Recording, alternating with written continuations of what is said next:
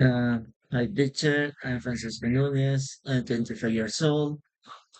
On my last vacation, I went to Castillo de Chancay. For a few days, I went with my mother. It was a great experience that I highly recommend it. Where we were there, we visited the castle museums and enjoyed the beautiful ocean views.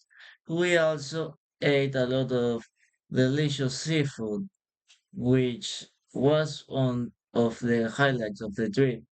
This semester, I going to attend three virtual workshops: Finanzas Personales, Power BI, and Marketing Digital.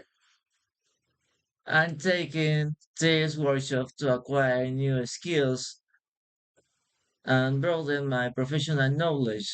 I'm really looking forward to apply what I learned in my future projects.